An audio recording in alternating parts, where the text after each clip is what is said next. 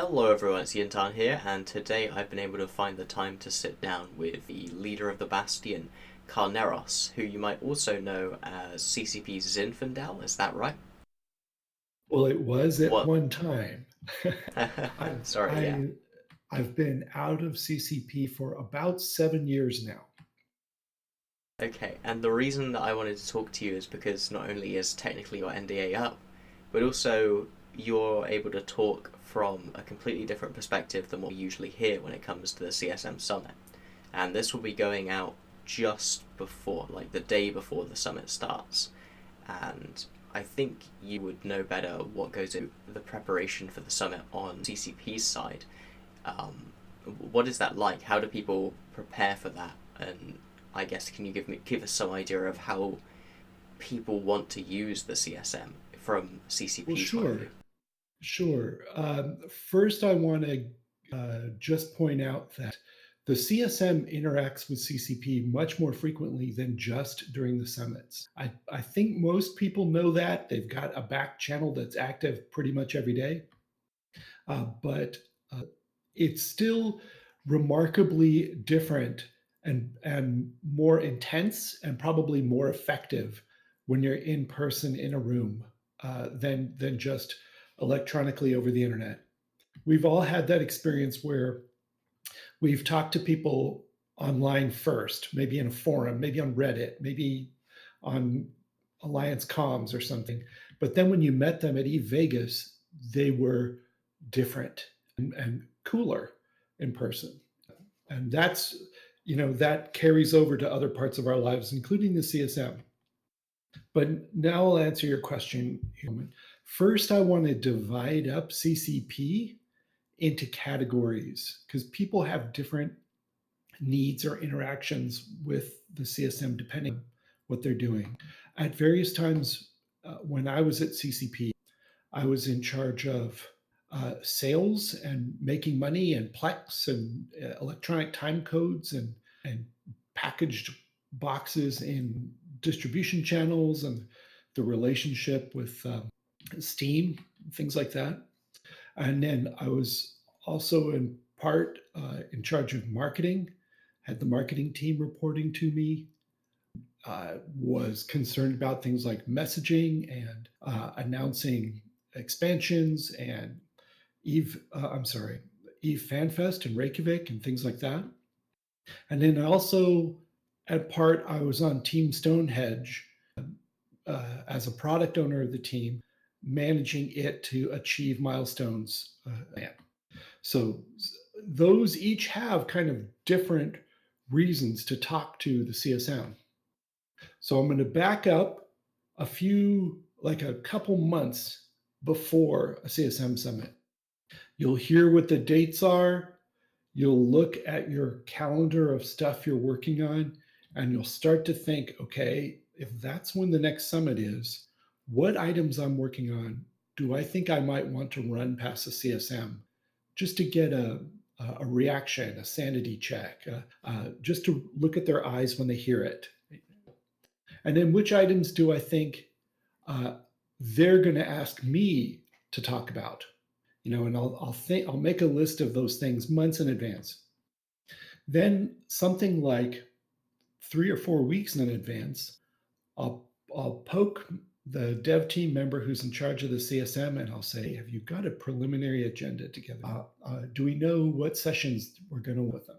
And they'll come back to me with a tentative list that we all know is not going to be complete and is subject to change, but it will have maybe somewhere between half and 3/4 of the sessions shaped out with, okay, first we'll do this and then we'll do this. And it won't say everything they're going to say, but it will say what the subject of the conversation is and who's going to be present. And it will often include the things that were early requests from the CSM. Oh, they're going to want a session on Plex. Okay, great. I can prepare on Plex and then about 2 weeks before the summit, I would poke and say, "Hey, have you got a final agenda yet?" Okay, great. Here's a draft of what I think I'm going to show. Can you look this over? does this is there anything in here that you think is likely to cause questions or any red flags you see? No, we'll interact with each other like that. That's the sales and the marketing perspective. Now I'm going to roll over for a moment to the dev team perspective. I hope this is not too confusing. No, no, keep going. I think it's good for people to understand that CCP isn't a homogenous hive mind of one team. Oh dear Lord, no. And these guys all don't all talk to each other. Okay, but not regularly. But okay, but anyway, here. So then on the dev team perspective, you're working on I don't know if people know agile software development, but you're working in 2-week sprints to achieve a set of goals that you put together for your plan for the next 2 weeks. And at the end of a group of 2-week sprints, you'll sit down and you'll look at a milestone together with all the other teams, and you'll get together in the cafeteria because it's the biggest room, and you'll each take a turn going up to the front and showing your milestones of what you've been working on, and things will come up in the meeting like, have you shown this to the CSM? Are they aware of it? Have they seen it? Are you planning to show it at the next summit? And these are, these are fantastic. They're considered as part of it. Sometimes you'd even also say, have you shown that to customer service? Are this part that you think we're not going to have time to build that you're going to just do manually with GMs? Have you run that past them? Things like that. And it's so people are coming to these sessions with all different things in mind. Some people want to run an idea past them for validation that they could then take that validation back to their boss and say, CSM thinks it's a good idea. Other people are working on a piece of software. They want to put the UI in front of the CSM and see if they see something we can't see because we're too close to the subject. It's like having someone else edit your term paper or at least read it. Then, when the day comes, and the other thing I would always watch for from as the marketing guy, I would ask, okay, what nights are free? Because I want to take them out to dinner. If there's a particular night that's planned for dinner with Hilmar or something like that, okay, great. I'll take the other nights.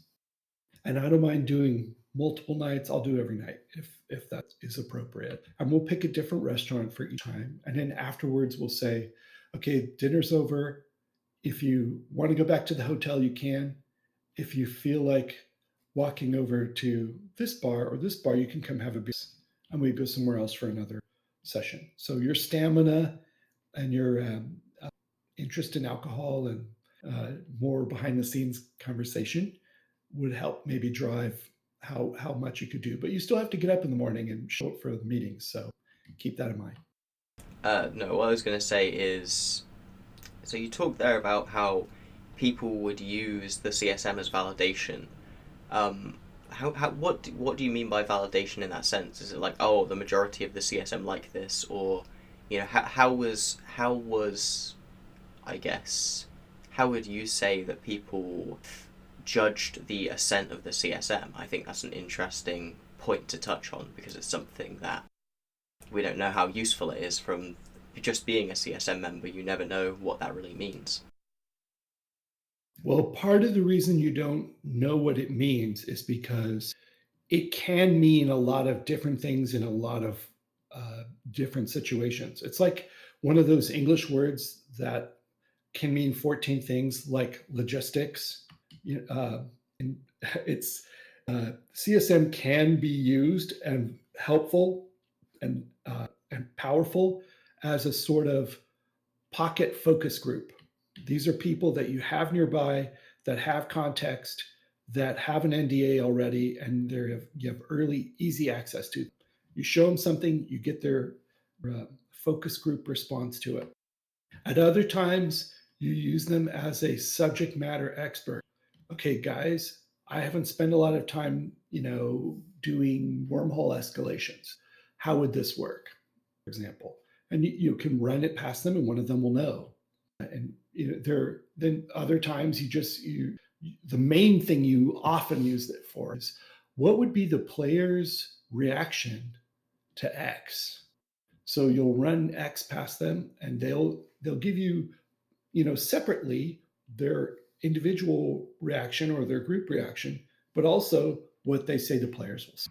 And they can be remarkably adept at instinctively giving you what the players will say. Is that a form of power? Well, information is power. Do they have control and can say, that's a no to that, and that's a no to that? Relatively few people have the ability to just say no. The CSM can't really do that, but then often the people presenting to them can't either. And it requires a higher to say a yes or a no on something. Keep in mind that these things may be somewhat out of date now. 7 years have gone by. The staff has turned over, a lot of them. There are new ways being brought in from other game companies. The state of the art is moving forward every year. So things may have improved since I last. Okay. Well, something I wanted to kind of address, I guess, is I think there are people in the community who definitely see the CSM as a force which drives up changes and brings up ideas to CCP, and that's how the process works. Can you say that you have any experience with that, or is that just a myth? Yes. No, because one of the first two sessions, each summit, will invariably be the one where the CSM shows up with their list.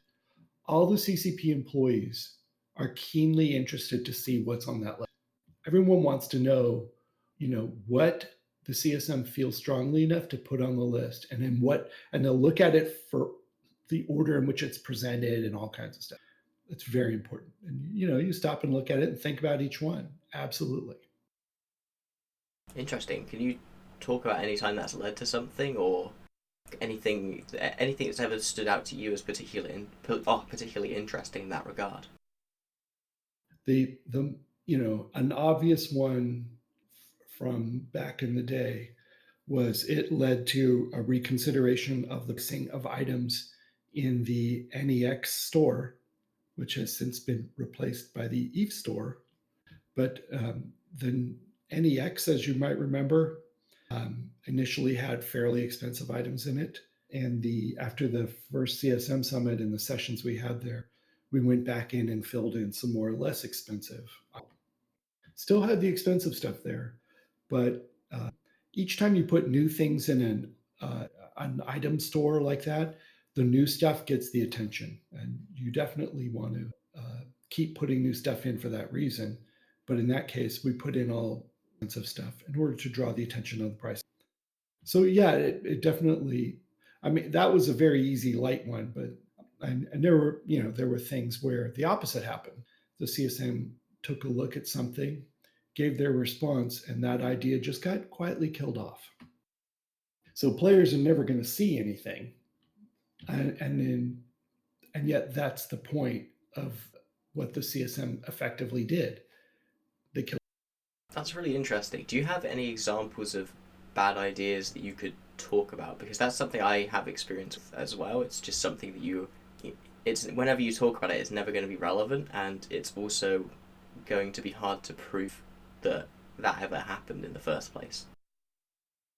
There will be people from CSM 6 or 7 who would remember the idea, the one I have in my head at the moment, but I'm not comfortable talking. It was a bad idea, and it was my bad idea. That is completely understandable, but thank you to at least owning up to it. Yeah, no, it was a bad idea. Mm-hmm. But sometimes you need to lay it all out and think about it before you see how bad an idea it is. So now that you're on the outside now, obviously you aren't quite as in touch with things you obviously once were, but do you have any idea of what the state of the CSM now might be like in contrast to what it was back in those times, just from an outsider's perspective? Well, some things are going to be exactly the same. They're going to still be in a relatively small conference room all day long with a couple short breaks and a lunch.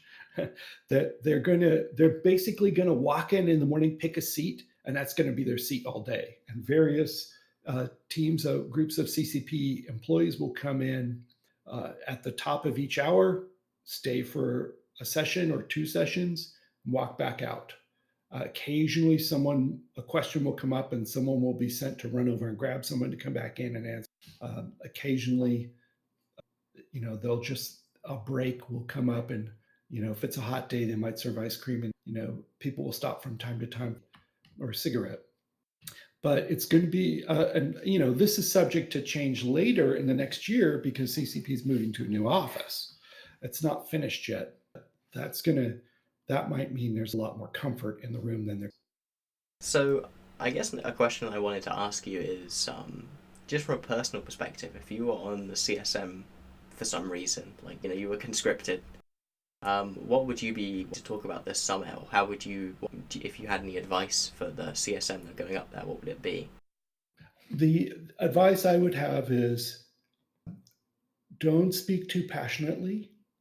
Come in very calmly with very good backup and numbers if possible, and good explanations for the things that you're at.